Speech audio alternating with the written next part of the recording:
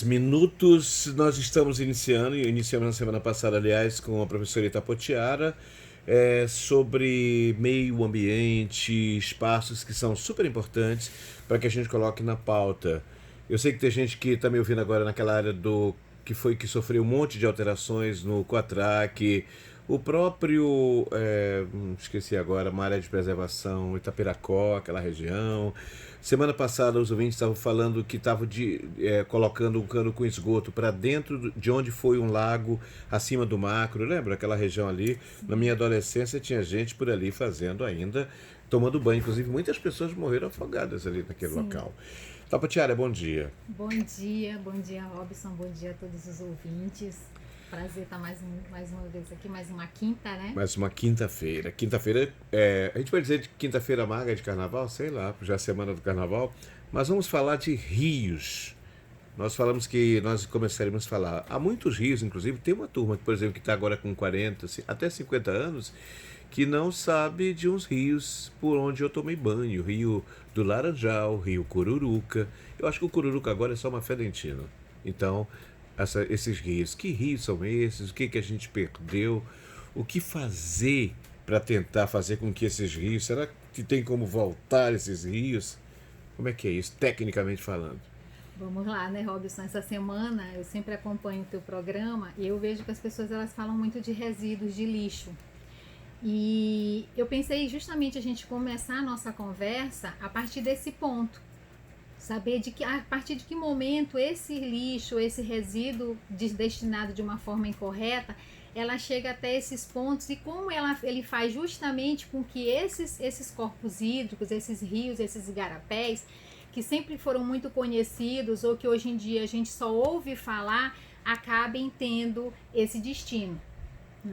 Então, esses resíduos, quando a gente destina de uma forma incorreta, né, fora do período que o carro coletor passa, ou quando a gente não leva nos locais certos, como os ecopontos que a gente hoje tem, né, na cidade, a gente tem 15 e agora em 2020 a tendência é você chegar até 20 ecopontos, fora outros projetos paralelos ecológicos que existem, né, que vão colaborar muito para essa qualidade ambiental. Mas onde é que eu estou querendo chegar? É que boa parte dos problemas que a gente tem nos corpos hídricos, não só aqui da nossa cidade, mas do nosso estado, do nosso país, é relacionado com esgotamento sanitário e justamente com resíduos mal destinados. Só para você ter uma noção, no Jornal Pequeno essa semana foi noticiado que 1.150 toneladas de resíduos foram trabalhados pela BRK, foram retirados justamente dos bueiros pela BRK, né? E isso está muito relacionado à forma como a gente, né, vê essa questão. Então, um dos grandes, vamos dizer assim, vilões para essa questão, principalmente tanto de contaminação quanto de poluição, é o óleo de cozinha, que foi o primeiro no ranking colocado pela BRK, que muitas vezes ela é acionada para estar desentupindo, né, as residências, em vez de estar atendendo outros chamados. Mas isso não é só a BRK. As companhias de saneamento, elas colocam em termos do país mesmo que boa parte dos nossos recursos hídricos, eles são contaminados ou poluídos justamente pelo que a gente faz dentro de casa. Peraí, então quer dizer que tem gente nos ouvindo agora na cozinha. Em vez de Sim. jogar aquele óleo, por exemplo, aí vai e joga na pia. Isso. Só que aquele óleo vai passar por transformação e eu sei até de um trabalho, eu não sei se agora esse meu amigo está me ouvindo, lá exatamente na área na área de Itaquibacanga, no Anjo da Guarda. Lá existe um trabalho feito com mulheres que fazem o reaproveitamento do óleo de cozinha. A gente vai iniciar, inclusive, juntar essas pessoas numa roda de Sim. conversa aqui futuramente.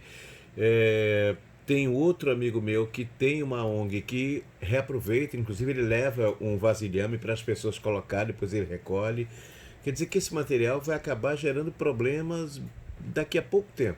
Eu não sei se você já ouviu uma história, eu gosto muito de falar, não só para os meus alunos, mas para as pessoas com quem eu converso, que os orientais, normalmente, quando terminam a refeição, eles tomam um chazinho quente, que é para justamente fazer, né, com que as vias elas fiquem limpas, ou de gordura ou de qualquer resíduo alimentar que fique, né?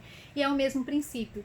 quando a gente joga o óleo de cozinha na pia, a gente acaba gerando uma crosta. E essa crosta é que justamente vai causar o entupimento futuramente.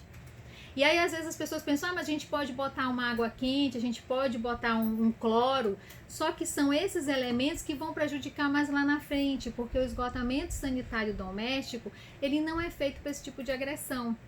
Então, certo, hoje em dia os ecopontos, eles recebem óleo de cozinha.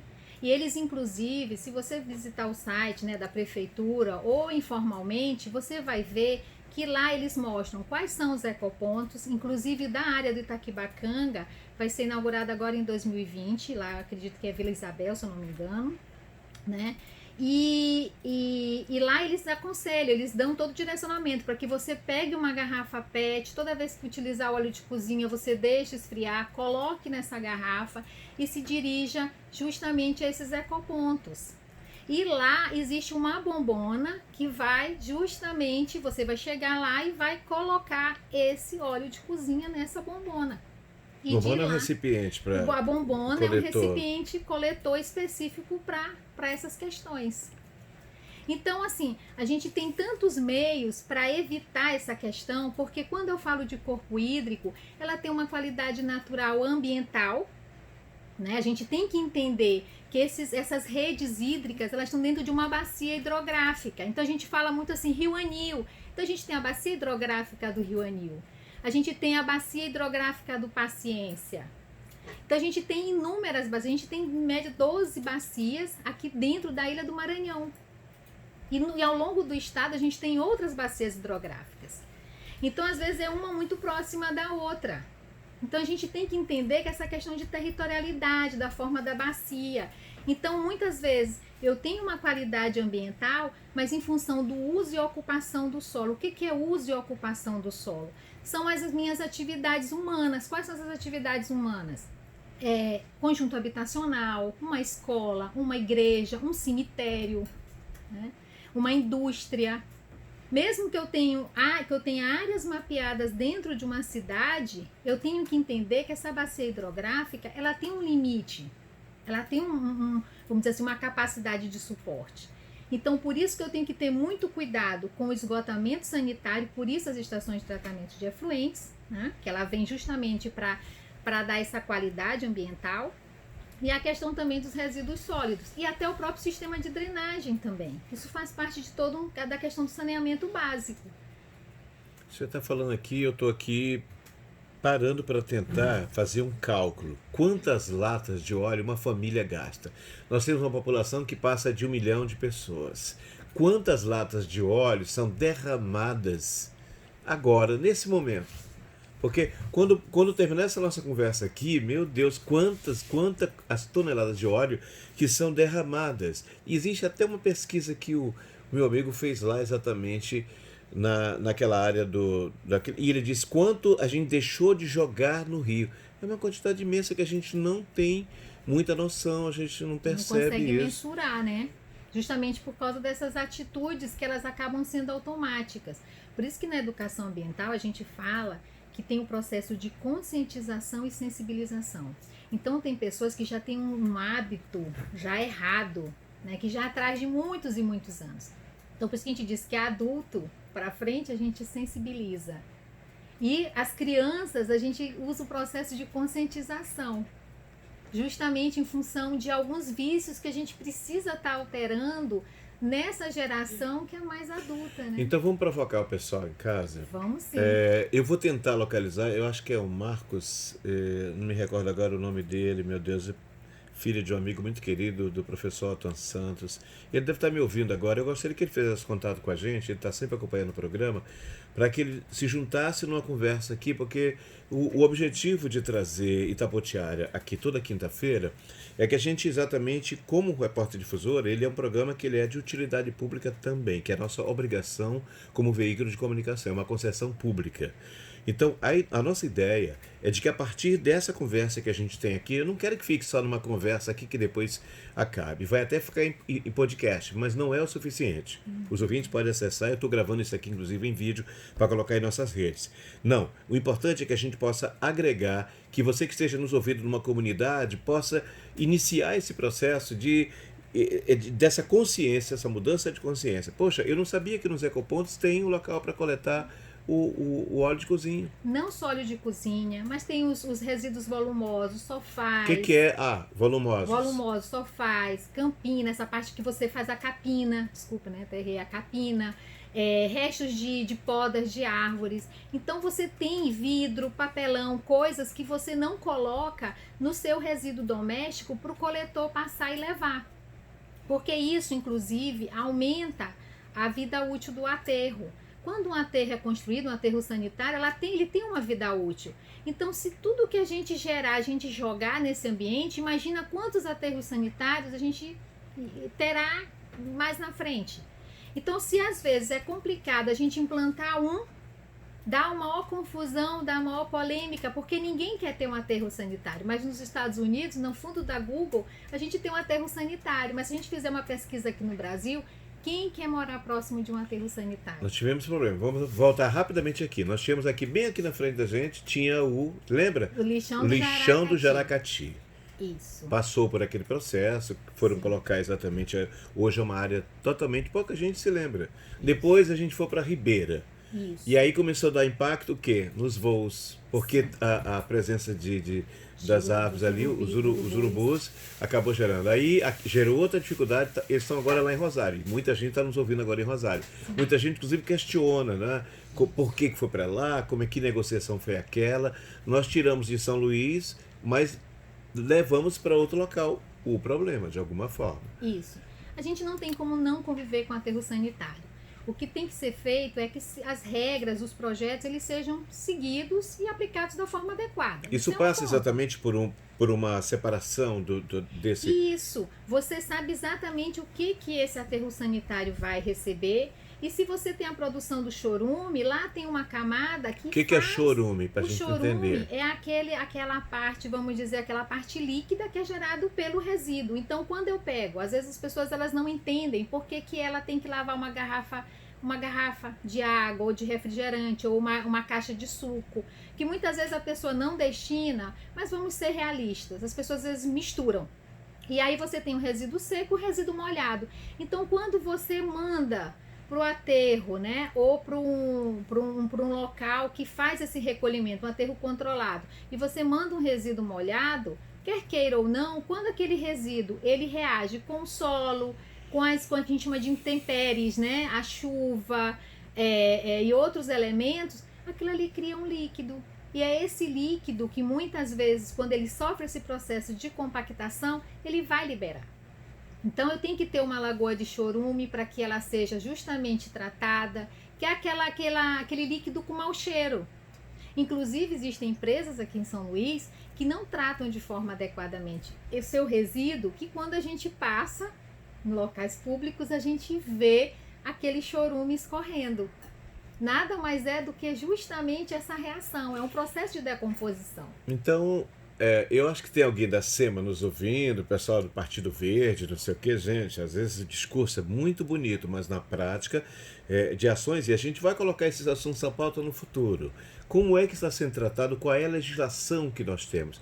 Vamos deixar então para depois do carnaval, porque eu estou com o meu tempo estourado. Sim. Então vou deixar aqui duas perguntas. Se você, por exemplo, quer saber como é que funciona, eu vou tentar durante esse período conversar. Eu vou agora fazer, esses dias, eu vou fazer uma pausa, o Bial vai estar aqui com a gente no Repórter. Depois do carnaval, eu quero trazer para cá, se você que tem interesse, por exemplo, de comunidade, de recolher esse material para levar para os ecopontos, vamos estimular isso. E eu queria saber como é que está a legislação em relação a isso. Por exemplo, o sujeito arrebenta, tem gente, inclusive, deixa o terreno aberto. Aí o que acontece? A gente acha que tem que fazer ali um lixão. Nós temos vários lixões espalhados. Calçadas, não só terrenos, existem as leis de muros e calçadas, né, que é uma legislação vigente, que muita gente na época ela fez esse processo, só que muitas vezes também esses muros caem e as pessoas elas se acham no direito de colocar, viu um espaço Exatamente. vazio, Acha que ali tem que virar um acha lixão. que ali tem que virar um lixão. Coatraque, Aterro do Bacanga, ali no bairro Itaquibacanga. E Robson, só para colocar uma coisa rapidinho, e não é a ausência do poder público, não. Porque tanto o Estado quanto o município tem trabalhado fortemente nessas questões. O que acontece é que a população é que está precisando realmente de uma educação ambiental mais forte, mais permanente. A gente vai voltar a esse assunto na semana que vem, depois do carnaval.